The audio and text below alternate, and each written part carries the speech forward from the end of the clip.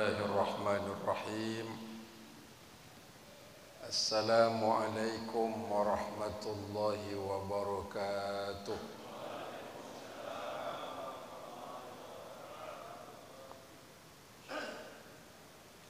Alhamdulillahilladzi faddala bani Adam wa hamalnahum fil barri wal bahri wa razaqnahum minat thayyibat.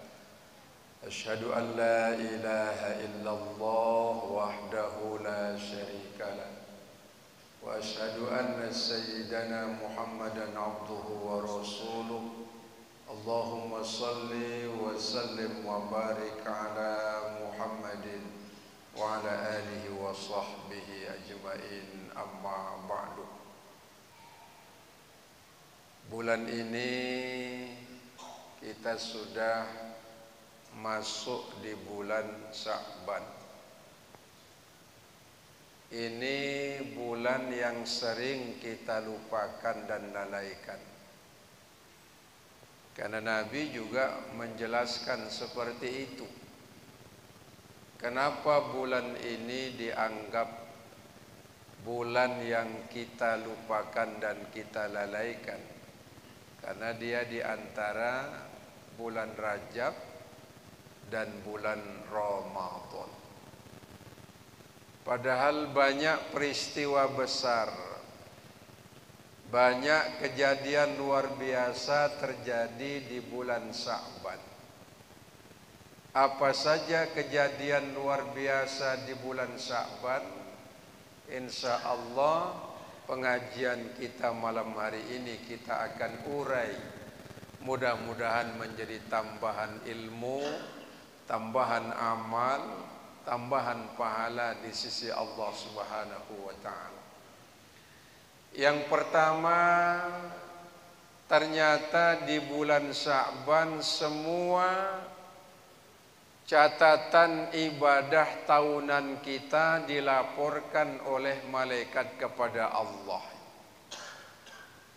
Apa saja ibadah kita, mulai dari yang fardu ain, fardu kifayah, sunat muakkad, sampai perkara yang sunat biasa, di bulan Sya'ban ini oleh malaikat Raqib dan Atid dinaikkan kepada Allah Subhanahu wa ta'ala.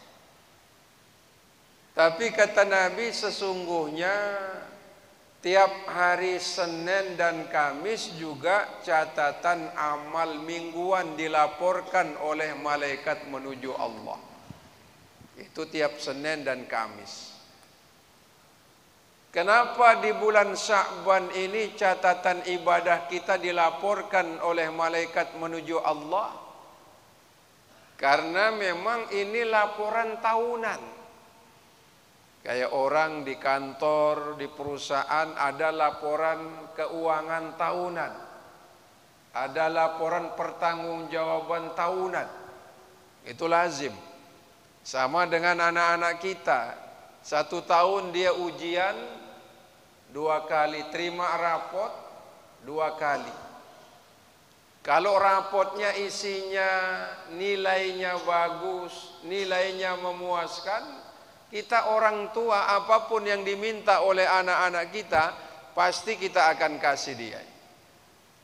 Mau motor kita kasih, mau HP kita belikan, mau uang jajannya ditambah kita pun juga akan tambah, walaupun kita serba kekurangan dan serba pas-pasan, untuk mendongkrak dan mengucapkan terima kasih kepada anak-anak kita yang berprestasi.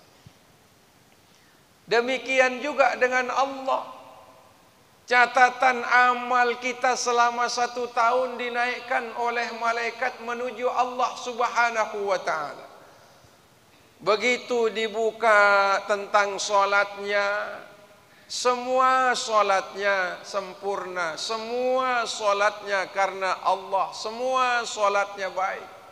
Senang gak kalau diterima oleh Allah? Senang. Begitu juga bab puasa Ramadannya. Ini puasanya karena Allah, syarat rukunnya komplit, diterima oleh Allah, dikasih nilai minimal 8. Begitu juga diterimanya ibadah-ibadah yang lain, yang haji, yang umroh, yang zikir, yang wirid, yang bangun madrasah, yang bangun pesantren, yang bangun masjid. Capek kita melaksanakan segala macam ibadah yang Allah fardukan. Kita sampai kepada Allah dan diterima oleh Allah. Ada kepuasan batin dan ada kebahagiaan yang tidak bisa dilukiskan dengan kata-kata. Tapi seorang hamba begitu dilihat catatan amalnya oleh Allah dan Allah Maha tahu lebih tahu. Begitu dibuka bab silaturahimnya, banyak isinya merah, banyak rapotnya nilainya merah. Ini hambaku rajin sholat sampai hitam jidatnya, tapi dia putuskan silaturahim dengan karib kerabatnya. Ini hambaku luar biasa sedekah dan infaknya, sampai tiada hari tanpa sedekah, tiada hari tanpa amal. Tapi kata Allah, dia suka memutuskan silaturahimnya dengan orang-orang yang berbeda dalam hidupnya. Makanya Allah sampaikan kepada malaikat, lemparkan catatan amalnya orang ini tepat di wajahnya sebelum dia sampai kembali menjalin hubungan silaturahim itu. Allah tunda. Allah apa kalau tunda bahasa kita? Kalau cancel itu batal. Ditunda. Apa bahasa kita ditunda?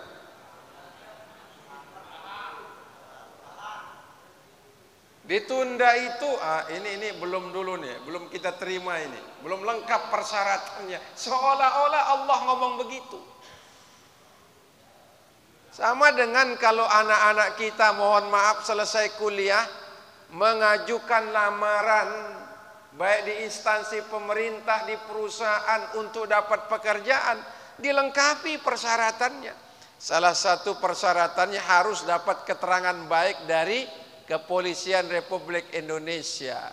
Kalau nggak ada, oh ini dek kurang lengkap persyaratannya, tolong dilengkapi. Balik lagi, kurang lagi, pulang lagi, kurang lagi, pulang lagi. Harus lengkap baru diterima oleh bagian personalia. Setelah diterima naik lagi ke atasan. Setelah naik lalu nanti diseleksi oleh bos. Demikian juga catatan ketaatan kita kepada Allah. Salah satu yang menghalangi ibadah yang kita kerjakan selama 1 tahun, manakala kita memutuskan silaturahim, dipending, ditunda. Itu dia. Bukan tidak diterima oleh Allah, syarat untuk diterima oleh Allah belum lengkap. Maka dilengkapi. Yang senang memutuskan rahim, sambung rahimnya. Yang selama ini suka dendam, kembali saling memaafkan. Yang selama ini mohon maaf tidak saling tegur sapa, ya tegur sapa, gampang kan? Kalau kita berbuat maksiat kepada Allah, bagaimana cara kita menjaga hubungan dengan Allah? Ya taubat. Kalau dengan sesama manusia bagaimana? Ya saling memaafkan. Gampang sebenarnya. Makanya malam hari ini di bulan Sya'ban ini masih ada kesempatan untuk melengkapi persyaratan ibadah agar diterima Allah Subhanahu wa taala. Bagaimana kecewanya kita kalau ibadah selama setahun ditunda oleh Allah? Kecewa apa tidak? Saya ini pengalaman, mohon maaf ini. Saya cerita sedikit. Ada keponakan. Dia melamar di Nahdlatul Ulama, Universitas Nahdlatul Ulama di Mataram.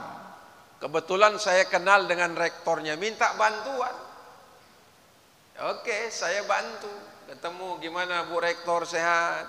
Ini ada keponaan mau lamar jadi dosen. Nah, gitu kan. Sampai hari ini belum ada jawaban. Sedih apa susah? Perasaannya pasti sedih, pasti kecewa karena belum ada jawaban, Pak. Apatah lagi ibadah dan ketaatan yang puluhan minggu, puluhan bulan selama 1 tahun masih ditunda untuk diterima oleh Allah. Maka kita yang sayang dengan kebaikan dan ketaatan yang selama 1 tahun kita tunaikan, revisi, perbaiki, lengkapi persyaratannya. Apa salah satu persyaratan yang perlu dilengkapi? Perbaiki hubungan di antara sesama manusia itu. Makanya dijelaskan kepada kita, ruhama'u bainahum, kasih sayang di antara sesama muslim itu mutlak. Saat ini mohon maaf, ada banyak tetangga dan saudara kita yang kebetulan dia berbeda. Sekarang ini kan tahun politik, beda pilihan kades, sampai hari ini nggak tegur sapa. Marahannya nggak habis-habis, kayak api dalam sekam. Begitu ngelihat yang menang, awas. Yang kalah bawaannya mau marah saja. Padahal ini urusan dunia, betul? Beda kelompok bikin emosi, beda organisasi menyebabkan kita tidak tegur sapa. Padahal ini urusan dunia. Masa hanya lantaran dunia lalu kita hancurkan ketaatan kita selama 1 tahun? Mau nggak seperti itu? Nggak mau kan? Sebab itu mari nuansa kesempatan Allah pertemukan kita dengan bulan Sya'ban, kita berdoa, Allahumma barik lana, berikan kami keberkahan di bulan Sya'ban. Berkah bulan Sya'ban artinya seluruh aspek ibadah ketaatan diterima oleh Allah insya. Dalam satu hadis khusus di bulan Sya'ban ini kata Nabi, Allah subhanahu wa ta'ala memandang semua wajah-wajah hamba-hambanya. Kalau bapak ketemu di jalan dengan gadis cantik lalu dia senyum dan memandang wajah bapak, senang enggak? Apa kabar Pak? Waduh rasanya yang susah jadi bahagia, yang sedih jadi senang, yang lapar jadi kenyang. Di jalan ketemu gadis cantik, bibirnya delima dibelah 2, merekah, hidungnya mancung, senyumnya Masya Allah. Sehat ya Pak, Bapak mau kemana? Oh, langsung kita minta nomor WA-nya kan? Senang apa tidak? Dipandang sama makhluk di dunia berbunga-bunga hati kita. Saya pernah Pak, selesai pengajian di satu tempat, ada perempuan lari. Apa kabar Tuan Guru? Sehat? Senang saya sehat gitu. Saya mau minta nasihat, boleh. Boleh minta nomor WA? Boleh, saya bilang begitu. Subhanallah. Begitu dia WA saya, izin Tuan Guru, kira-kira kalau laki-laki seperti ini, namanya ini, seperti ini, layak enggak jadi calon imam saya? Waduh, saya kira dia minta nomor WA mau ngajukan untuk saya. Tapi ternyata dia sudah punya calon. Ya dijawab juga ya. Kita kasih tahu, kita kabari, senang. Jadi kalau yang WA, yang gadis-gadis, yang cantik-cantik bahagia Pak. Tapi kalau yang WA yang tua-tua yang sudah uzur, bawaannya nanti saja. Kadang sebulan baru dijawab WA-nya Pak. Ini bukan karena pengalaman, pernah kejadian. Ditelepon saya, ini Tuan Guru kok nggak pernah mau jawab WA saya, mohon maaf Bu. Ini kadang-kadang kita banyak lupanya walaupun udah tua, padahal pura-pura lupa kan. Begitu kalau yang nelpon, yang WA berhadapan dengan gadis-gadis di dunia ini. Tapi kata Nabi khusus di bulan Sya'ban ini Allah memperhatikan seluruh wajah hamba-hambanya satu-satu. Senang apa tidak? Ketika yang dipandang sedang ruku dan sujud, yang dipandang sedang mendengarkan pengajian ayat-ayat Al-Qur'annya dibacakan, hadis-hadis Nabi-nya disampaikan. Ketika yang dipandang sedang bersilaturahim, sedang baca Quran, sedang membaca kebaikan dan ketaatan, mereka melakukan apa yang Allah perintah dan Rasul oleh Allah dan Rasulnya, dipandang turun rahmatnya, turun hadiah khususnya itu. Makanya sewaktu-waktu kita dikasih bonus, Pak. Apa bonusnya? Ini hambaku ini walaupun dia susah tapi rajin sholat, kasih bonus, tahun depan tambah istri. Mau, Pak? Mau? Tahun depan tambah istri? Hati-hati, nanti dilempar gelas sama istri di rumah. Oh, ini hambaku rajin ngaji, kasih bonus tambah umur 10 tahun. Tuh, ini bulan istimewa. Sama dengan begitu tanggal istimewa dalam kehidupan berbangsa negara, 17 Agustus. Oh, biasanya presiden ngasih gerasi, ngasih potongan tahanan, ngasih ampunan kepada orang-orang yang ditahan di penjara. Tadinya penjara 25 tahun, karena 17 Agustus kamu saya kasih potongan 15 tahun ya, cukup barang-barang 10 tahun. Senang apa tidak? Begitu gambarannya di bulan Sya'ban ini, Allah memandang wajah-wajah hambanya, dikasih nilai plus, dikasih bonus oleh Allah Subhanahu wa ta'ala. Ini hambaku ini tadinya takdirnya kurang baik, aku ganti yang baik. Makanya hartanya banyak, mobilnya banyak, sawah ladangnya banyak, umurnya meningkat.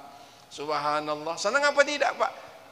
Itu bonus tambahan ketika bulan Sya'ban. Allah terima catatan amal dan kita dalam kondisi diberikan rahmat Allah Subhanahu wa ta'ala. Itu lebihnya, Pak. Tapi di bulan Sya'ban ini kata Rasulullah apa? Ada dua golongan yang tidak dipandang wajahnya oleh Allah. Siapa mereka? Pertama, orang-orang kafir. Yang kedua siapa? Orang-orang yang masih belum memaafkan satu sama lain. Tuh, ini hambaku jenggotnya panjang tapi suka mencela. Gak usah dimaafin kata Allah. Ini hambaku jidatnya sampai hitam rukuk dan sujud, tapi dia suka membid'ah-bid'ahkan hamba-hamba yang lain. Gak usah diampuni kata Allah. Jadi sesungguhnya manakala kita tidak menjaga hubungan dengan sesama manusia, menjaga nilai kebaikan dengan sesama manusia, menjaga nilai ukhuwah di antara sesama manusia, tidak menjaga nilai silaturahim di antara sesama manusia, Allah tidak memberikan nikmatnya, tidak memberikan rahmatnya, tidak diperhatikan di bulan Sya'ban. Rugi apa rugi? Kalau rugi itu namanya celaka. Kalau celaka sia-sia. Kalau sia-sia berarti itulah kemubaziran yang luar biasa dalam hidup.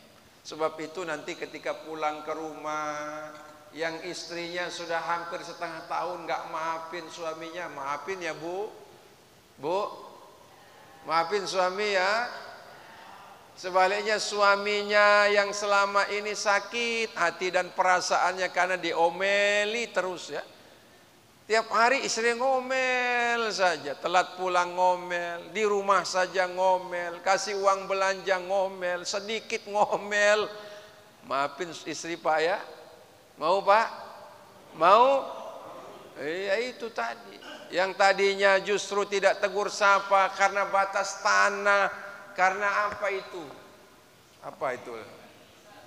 Iya, batas tanah, penirisan itu ya. Maafin sudah, ini urusan dunia. Kalau kita bertetangga di dunia karena Allah, kita akan dijadikan tetangga di akhirat itu bersama Nabi. Apa kata Rasulullah?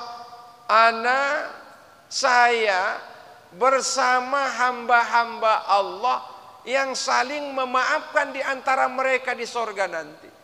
Kalau kita memaafkan saudara kita di dunia, kita akan bertetangga di sorga bersama baginda Rasul Muhammad sallallahu alaihi wasallam. Mau bertetangga dengan presiden? Mau, dan gak mungkin kan? Tapi di sorga akan bersama Nabi dan bertetangga dengan Nabi, Pak. Siapa mereka? Yang hatinya lapang ketika terjadi sempit, yang hatinya lapang ketika dihina dan dicaci maki, Hatinya selama ini tidak merasakan kepedihan dan penderitaan walaupun dihina dan dicela oleh orang-orang di sekitarnya. Kenapa? Maafnya lebih besar daripada marahnya. Maafnya lebih kuat daripada dendamnya. Itulah hamba Allah. Ruhama ubainahum, kasih sayang di antara mereka lebih besar daripada marahnya. Itu yang luar biasa. Makanya Sya'ban ini penentuan apakah amal tahunan saya diterima oleh Allah atau tidak, bergantung bagaimana sikap kita kepada saudara-saudara kita se-Islam, tetangga-tetangga kita se-Islam. Kalau ramah, kalau baik, kalau saling memaafkan, itu sudah kunci amal tahunan diterima oleh Allah, insya Allah. Yang kedua, di bulan Sya'ban ini Allah turunkan perintah puasa di bulan Ramadan. Jadi ayat tentang perintah puasa Ramadan di bulan Sya'ban Allah turunkan. Ya ayyuhalladzina amanu kutiba alaikumus syiyam kama kutiba alal ladzina min qablikum la'allakum tattaqun. Wahai orang-orang beriman, diwajibkan atas kamu melaksanakan ibadah puasa di bulan suci Ramadan kama kutiba alal ladzina min qablikum, sebagaimana yang telah diwajibkan atas orang-orang terdahulu. Jadi semua nabi dan rasul sebelum Nabi Muhammad itu semuanya juga berpuasa. Berapa hari, bagaimana modelnya, hanya Allah saja yang tahu. Tujuannya apa puasa? La'allakum tattaqun, agar kau menjadi orang yang takwa. Apa salah satu tanda dan ciri orang yang takwa? Sudah kita banyak bahas panjang lebar dalam pengajian-pengajian yang lalu. Tapi untuk mengingatkan tentang pentingnya takwa, bahwa orang yang puasanya baik, puasanya bagus, puasanya sempurna di bulan Ramadan, dia dikasih predikat takwa. Dia akan dilantik oleh Allah menjadi hamba yang takwa, dijadikan oleh Allah menjadi hamba yang muttaqi, akan diwisuda setelah Ramadan itu dengan predikat qom laut. Kalau bahasa di perguruan tinggi qom laut, mumtaz kalau bahasa Indonesianya, sangat memuaskan. Dapat predikat la'allakum tattaqun, jadi hamba yang takwa. Apa sih tanda dan ciri orang yang takwa itu? Salah satunya kata Allah dalam Al-Quran apa? Wal kaziminal ghaiza, sanggup menahan emosi pada saat marah. Semua kita ini pernah marah, tapi ada marah yang bisa menimbulkan mudarat, tapi ada marah yang menimbulkan hikmah. Betul tidak? Ada orang tua tiap hari marahin anaknya, tapi tidak menimbulkan mudarat, tidak menimbulkan kebencian dan pertengkaran. Marahnya dia sedang menanamkan pendidikan, mendidik anak-anaknya. Sebab kau anakku nanti, engkau akan hidup laisa min zamani, kau akan hidup bukan pada zamanku. Dididik keras, dididik tegas, dikasih disiplin, dikasih tanggung jawab. Orang tuanya marah ketika anaknya tidak sholat. Orang tuanya marah ketika anaknya tidak hormat sama orang tua dan tetangganya. Orang tuanya marah kalau anaknya tidak disiplin, tidak berprestasi. Itu marah yang mendatangkan hikmah. Tapi ada marah yang mendatangkan kemurkaan Allah. Marah yang tujuannya justru akan menjauhkan diri kita dari Allah Subhanahu wa ta'ala. Orang yang mampu mengendalikan marahnya, maka sesungguhnya itu adalah tanda takwa kepada Allah. Jelas ya? Maka berdoalah kepada Allah sebagaimana yang sering kita baca, Allahumma barik lana fi Sya'ban, berikan kami keberkahan di bulan Sya'ban, wa balikna Ramadan, pertemukan kami dengan bulan suci Ramadan. Ketika bertemu dengan Ramadan, sempurnakan ibadah Ramadan dengan baik. Malamnya kita sholat. Sholat apa? Sholat tarawih. Lalu kita membaca Quran. Lalu kita banyak sedekah. Lalu kita sempurnakan Ramadan dengan mengeluarkan zakat fitrah. Saumul abdu mu'allaqatun bainas sama'i wal ardh hatta yu'addiya shadaqatal fitri. Puasa hamba ditahan antara langit dan bumi, baru diterima puasa Ramadannya. hatta yu'addiya shadaqatal fitri, sampai dia membayar zakat fitrah itu. Siapa yang berhak nerima zakat fitrah? Bukan saya. Tadi waktu pengajian di Kecamatan Suela sempat kita singgung sambil makan. Biasanya masyarakat dan jamaah, siapa yang ngajar dia ngaji, yang dianggap menjadi tuan gurunya, rame-rame kasih tuan gurunya fitrah. Betul? Karena mungkin ungkapan terima kasih dan balas budi. Apakah boleh tuan guru nerima zakat fitrah? Bergantung. Kalau tuan gurunya miskin, susah, kekurangan, boleh dikasih zakat fitrah. Tapi kalau macam saya kaya, saya ini tuan guru kaya, mohon maaf. Rumah saya pinggir jalan, pondok saya punya pesantren, walaupun sedang dibangun, ada mobil, ya kan. Saya nggak pernah kekurangan uang tuh. Jadi jangan nanti ada rapat, kita malu sama tuan guru ya, nanti jamaah kita ini sekian persen, enggak ya. Yang paling utama dikasih fakir miskin dan kaum du'afa. Siapa kaum du'afa? Orang yang secara ekonomi susah, lemah, itu namanya kaum du'afa. Yang lemah ekonominya kasih. Kalau saya tiap hari makan ayam, Pak. Tadi makan ayam.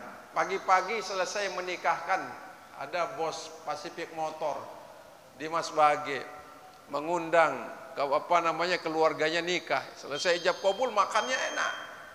Pulang dikasih amplop. Enggak amplopnya saja, sama isinya dikasih kan. Makannya enak. Tadi ngaji di Suela, selesai ngaji sholat zuhur, pada sholat zuhur makannya enak, ada ayam lagi. Nanti selesai ngaji di kita, di situ sudah kelihatan tuh. Sengaja saya sampaikan ini supaya jangan serahkan kepada tuan guru, kecuali tuan gurunya miskin dan susah. Makanya sejak saya pulang dari Jawa, dulu Pak, di rumah itu sampai bertonton beras. Saya bilang sama ibu saya, ini beras dari mana? Karena semua jamaah bayar zakat fitrah kemari. Berapa jumlah jamaah? Ya mungkin 2000-an katanya. Kalau satu rumah isinya 5 orang, 2,5 kilo kali 5 sudah berapa itu? Kali 2000 jamaah sudah berapa ton itu? Pantas saudara-saudara saya hahi-hahi senang terus. Berhenti mulai hari ini tidak boleh makan zakat fitrah, saya bilang begitu. Kenapa? Ini hak fakir miskin, janda-janda tua, yatim piatu. Jangan makan hak orang lain. Saya pidato di setiap pengajian, berhenti bawa zakat fitrah ke saya bilang. Saya nggak mau miskin, saya mau kaya. Ternyata ucapan itu benar. Dulu waktu pulang dari Jawa nggak punya apa-apa, sekarang punya apa-apa. Alhamdulillah. Karena apa? Kita sampaikan yang benar. Bukan berarti saya nolak sedekah, bukan berarti saya tidak mau terima sedekah, tapi saya harus sampaikan. Karena ini hak orang yang harus kita berikan kepada mereka. Di sini banyak orang yang susah, banyak yang kekurangan, nggak usah dibawa-bawa. Berapa kali di berapa tempat itu saya dikasih zakat. Uangnya banyak sekali Pak, untuk apa? Ini zakat saya tahun ini. Kok banyak? 10-15 juta, saya bilang begitu. Sudah dibagi ke fakir miskin sudah. Satu orang berapa? 10.000. Salah, saya bilang begitu. Masa tuan guru dikasih 15 juta, fakir miskin dikasih 10.000? Ini pengalaman saya Pak. Saya nggak mau terima, saya bilang begitu. Saya takut di hadapan Allah nanti Allah nanya, Allah lebih tahu. Kenapa saya makan hak yang bukan milik saya? Tuan guru juga boleh menerima hak, menerima zakat. Salah satunya dari asnaf apa? Fi sabilillah atau wabnas sabil. Mereka yang berjuang di jalan Allah, bangun masjid, bangun madrasah, bangun pondok pesantren, guru ngaji, merebut imam, khotib, tuan guru, ustadz, boleh dia nerima, kata masuk kategori fisabilillah. Tapi jangan sampai separuh ke dia, separuh dibagikan tuh. Di Mamben kejadian seperti itu Pak. Misalnya nih, Bapak, ini tuan guru zakat saya tahun ini 50 juta ya, saya serahkan kepada tuan guru. Nah tuan guru udah berdoa, habis doa, ini zakat 50 juta saya yang punya semuanya. Ini yang 25 juta silahkan dibagikan fakir miskin, 5.000, 5.000, 10.000, terserah. Yang 25.000 masuk kantong. Saya pernah diundang untuk menerima zakat, saya tolak. Enggak boleh. Yang boleh menerima zakat mal itu 8 golongan kata Allah. Nih Al-Quran, innamas shadaqah lil fuqara. Allah sebut yang pertama kali diberikan zakat itu fuqara. Fuqara itu jamak dari fakir. Yang kedua masakin, jamak dari miskin. Wal amilin, pengurus badan amil zakat. Wal muallafati qulubuhum, mereka yang muallaf baru masuk Islam, supaya kuat keislamannya kasih dia zakat. Wa fir riqab, mereka yang riqab itu budak sahaya. Tapi sekarang nggak ada budak. Mereka yang pembantu rumah tangga, maaf. Wal ghorimin, yang keenam.